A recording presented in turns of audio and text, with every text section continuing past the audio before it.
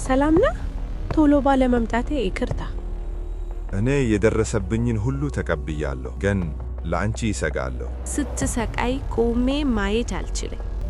ስለ ከተማዊ ሰዎች ይቅርታ ጠይቃለሁ። ለምን እስካሁን በህይወት እንደቆየህ ለማወቅ የሚከታተሉ ሰዎች አሉ። ስለዚህ ተይኝ፣ ችግር ውስጥ እንድትገቢ አልፈልግም። ዝም በል። ሰው እየመጣ ነው መሰለኝ፣ መሄድ አለብኝ።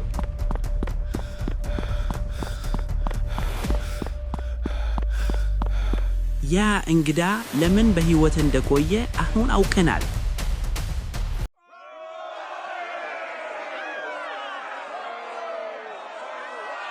ፓውሊት ሆይ፣ ሕጋችን በሚከለክለው መልኩ ለእንግዳው ረዳት ሆነሽ ተገኝተሻል።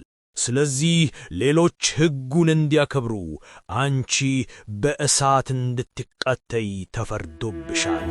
መጨረሻዬ ይህ ከሆነ ስለ ክፉ ሕጋችሁ እየመሰከርኩኝ በሰላም ወደ መቃብር ወርዳለሁ። እሳቱ ይውሰደኝ፣ መንፈሴ ግን ነፃ ነው።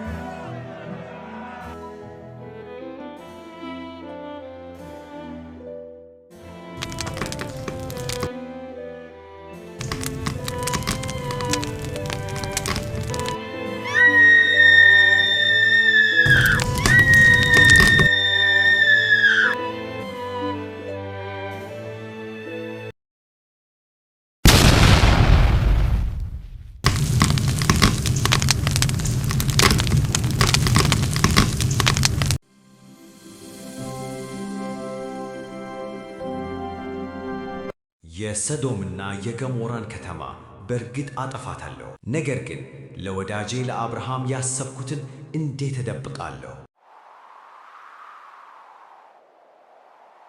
ጌታ ሆይ፣ ጻድቁን ከኃጢአተኛው ጋር ታጠፋለህን? በምድሪቱ ላይ 10 ጻድቃን ቢገኙስ ምሕረት አታደርግም?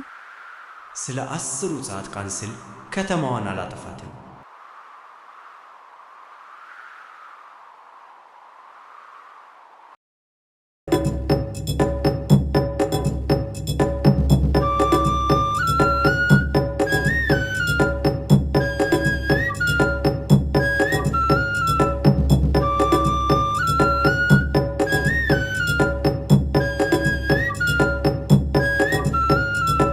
ጌቶቼ፣ ወደ ቤቴ ገብታችሁ እረፉ። ሌሊት መንገዱ አደገኛ ነው። እባካችሁ እዚህ ይደሩና ጠዋት ትሄዳላችሁ። ደግነት ይድረሰን፣ እኛ ግን በአደባባዩ እናድራለን። አታስብ። ጌቶቼ፣ እባካችሁ እላችኋለሁ፣ መንገዱ አደገኛ ነው።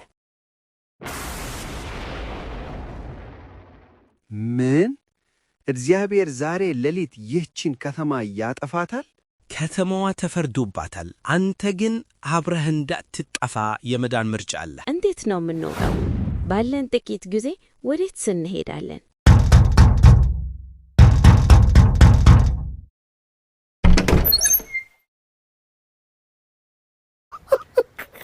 ምን ልረዳችሁ እችላለሁ? ሕጉን ታውቃለህ አይደል? ያመጣሃቸውን እንግዶች ለእኛ ከሰጠህን የሠራኸውን ጥፋት እናልፈዋለን። አዝናለሁ። በእነዚህ ሰዎች ላይ ምንም አይነት ጉዳት እንዲደርስ አልፈቅድም። አንተ ራስህ እዚህ እንግዳ ሆነ ሳለ ለእኛ ምን ማድረግ እንዳለብን ትነግረናለህ?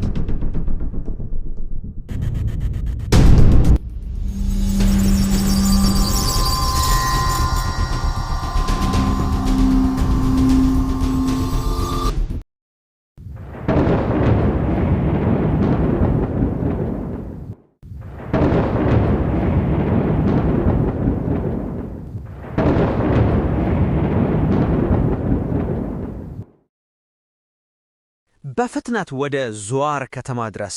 በአንተ ምክንያት ከተማዋም ትድናለች።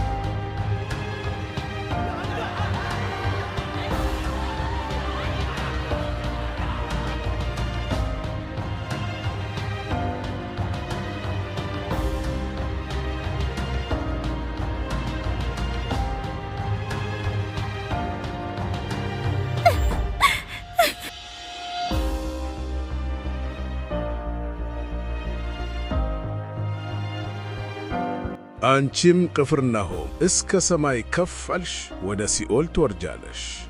በአንቺ የተደረገው ተአምር በሰዶም ተደርጎ ቢሆን ኖሮ እስከ ዛሬ በኖረሽ ነበር፣ ንስሐም በገቡ ነበር።